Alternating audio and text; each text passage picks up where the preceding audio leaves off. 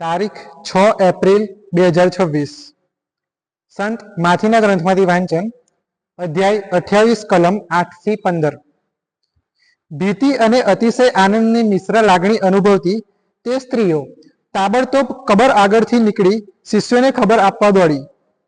ત્યાં માર્ગમાં તેમને ઈસુનો ભેટો થયો. તેમણે કહ્યું, કુશળ રહો. સ્ત્રીઓએ પાસે આવી તેમના પગ પકડી પ્રણામ કર્યા. પછી ઈસુએ તેમને કહ્યું, બીસો નહીં, જાઓ, જઈને મારા ભાઈઓને કહો કે તેઓ ગાલિલ ચાલ્યા જાય, ત્યાં તમને મારા દર્શન થશે. એ સ્ત્રીઓ જતી હતી. તેવામાં એકાએક કેટલાક ચોકીદારોએ શહેરમાં આવીને જે બન્યું હતું તે બધું મુખ્ય પુરોહિતોને જણાવ્યું. મુખ્ય પુરોહિતોએ આગેવાનોને મળીને મસલત કરીને એ સૈનિકોને સારી એવી લાંચ આપીને કહ્યું કે તમે એમ કહેજો કે તેના શિષ્યો રાતે આવ્યા હતા અને અમે ઊંઘતા હતા તે દરમિયાન તેઓ સબને લઈ ગયા હતા.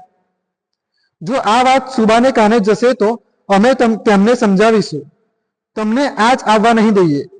એટલે તે લોકોએ નાણાં લીધા અને કહ્યા પ્રમાણે કર્યું. આ અફવા યહૂદીઓમાં ફેલાઈ ગઈ અને આજ સુધી ચાલુ છે. આ પ્રભુની વાણી છે. ઈસુની જય.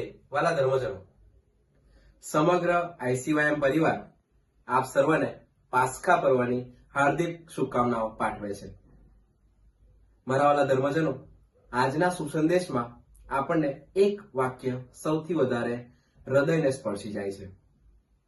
તે સ્ત્રીઓ તાબડતોબ કબર આગળથી નીકળીને દોડી. શું આપણે દોડીએ છીએ? જેવું જ તે સ્ત્રીઓને શાશ્વત સત્ય ખબર પડી તેઓ દોડ્યા. પ્રભુનો પ્રેમ અને પ્રભુની આશા ફેલાવવા માટે દોડ્યા. બીજા શિષ્યોને કહેવા માટે દોડ્યા. અન્ય લોકોને કહેવા માટે દોડ્યા.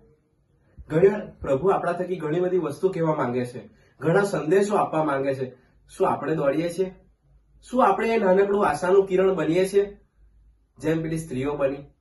કે પછી જે પેલા ચોકીદારો હતા જે કબરનું રક્ષણ કરતા હતા એમની જેમ આપણે પણ, જેમ એમણે લાંચ લીધી એમ કદાચ આપણે પૈસાની લાંચ નહીં પણ દુનિયાવી વસ્તુઓની લાંચ આપણા હૃદયમાં લગાવીએ છીએ અને જે પ્રભુનું શાશ્વત સત્ય છે એ દબાઈ જતા આપણી દુનિયાવી વસ્તુઓ ઉપર આવી જાય છે. વિચારવું રહ્યું. ચાલો સજીવન થયેલા પ્રભુ પાસે આશીષો માંગીએ કે હા પ્રભુ, અમે પણ તાબડતોબ દોડી નીકળીએ અને તમારા નામની આશા અને પ્રેમ આખા જગતમાં ફેલાવીએ. ઈસુની જય.